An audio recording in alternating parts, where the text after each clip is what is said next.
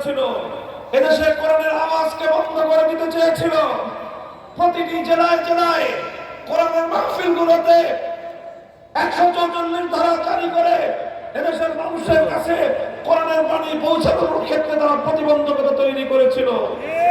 এই মাওলানা খালেদ সাইফুল্লাহ আইবি সাহেব অনেক জায়গায় সেই বাধার সম্মুখীন হয়েছেন। প্রতিটি জেলায় জেলায় আমার মাহফিলগুলোতে 144 ধারা জারি করে আমাদের কণ্ঠকে কোরআনের বাণীকে বাংলার মাটি থেকে মুছে ফেলবার পায়ে তারা চালিয়েছিল।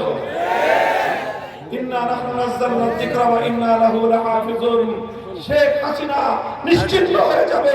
আল্লাহর কোরআনের আওয়াজ তুমি বা তোমার দোসরেরা নিশ্চিন্ন করতে পারো নাই, ভবিষ্যতেও পারবে না ইনশাআল্লাহ। আজকের এই সময়ে স্পষ্ট কয়েকটি কথা বলতে চাই। এক নম্বর কথা হলো এই, বিগত সরকারের দোসরেরা তারা চেষ্টা করেছিল বাংলাদেশের শিক্ষা ব্যবস্থাকে হিন্দুত্ববাদে পরিচালিত করে হিন্দুত্ববাদী আগামী একটি প্রজন্ম গড়ে তুলতে।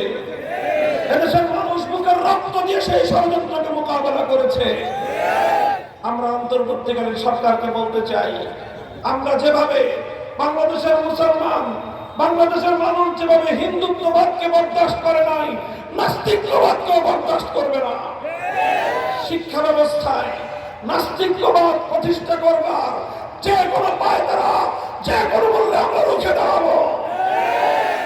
এটা আমার আগামী দিনের আমাদের জাতির অস্তিত্বের প্রশ্ন, আমার ভবিষ্যৎ প্রজন্মের ঈমান এবং আকীদার প্রশ্ন।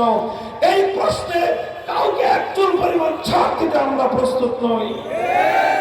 দ্বিতীয় নম্বর কথা, কিছু আইনের সংস্কারের নামে বাংলাদেশে পাশ্চাত্যের বেহায়াপনা অশ্লীলতাকে আমদানি করবার পায়তারা চালানো হচ্ছে। আন্তর্জাতিক মানবতা বিরোধী যে আইন, সেই আইনে সংস্কারের প্রস্তাব এনে ট্রান্সজেন্ডারের নামে সমকামিতা আমদানি করবার দুরভিসন্ধি চলছে।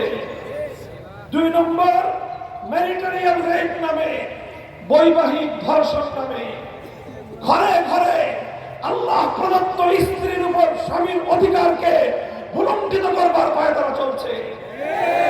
জোরপূর্বক গর্ভধারণকে মানবতা বিরোধী অপরাধ বলে আখ্যায়িত করে আল্লাহ রাব্বুল আলামিন প্রদত্ত স্বামী স্ত্রীর সোনার সংসারে স্বামীর কর্তৃত্বকে চ্যালেঞ্জ করে স্বয়ং আল্লাহর বিরুদ্ধে চ্যালেঞ্জ ঘোষণা করবার পায়তারা চলছে বাংলাদেশে।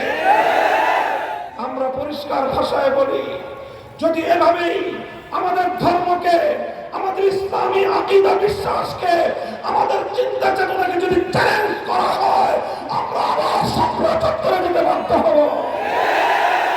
ডিজাইন, এলিগেন্স, বিউটি, সেরা পণ্য সবার জন্য জেভিকো।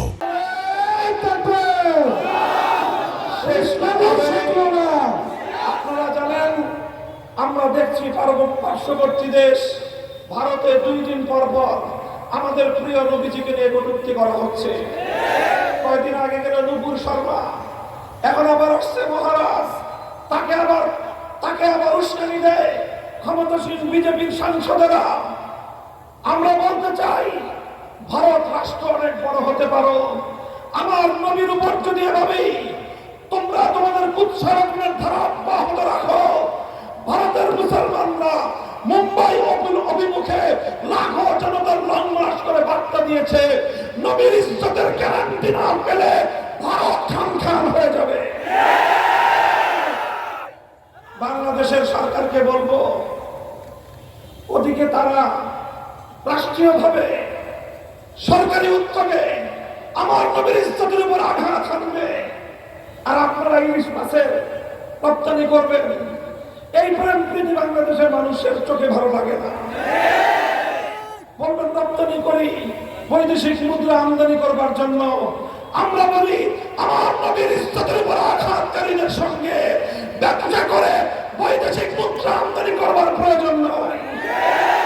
প্রয়োজনে আমরা পেটে পাথর রাখবো, নবীর উপর আক্রমণকারীদের সঙ্গে কোনো আপোষ নাই।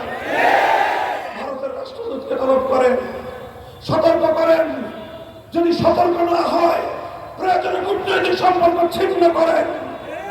আমার নবীর ইজ্জতের উপর আক্রমণ আমরা বরদাস্ত করি না।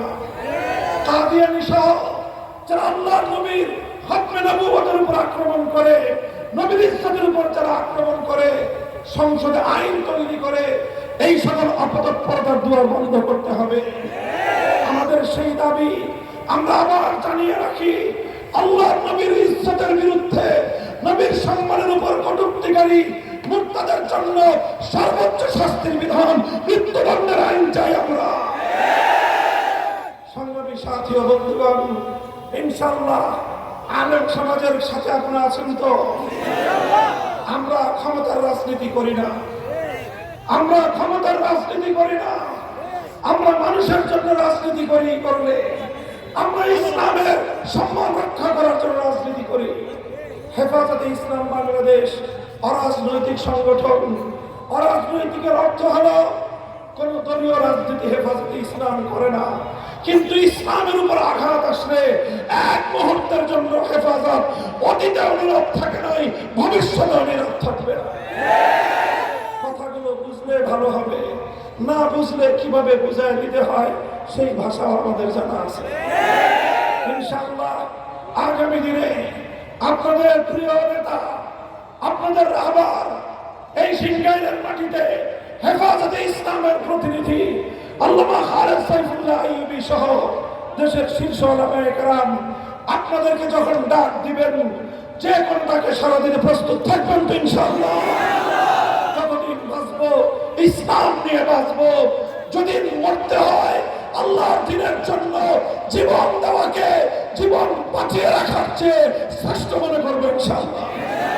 নাসরুম মিনাল্লাহি ওয়া ফাতহুন করিম। হেফাজতে ইসলাম বাংলাদেশ জিন্দাবাদ। বাংলাদেশ।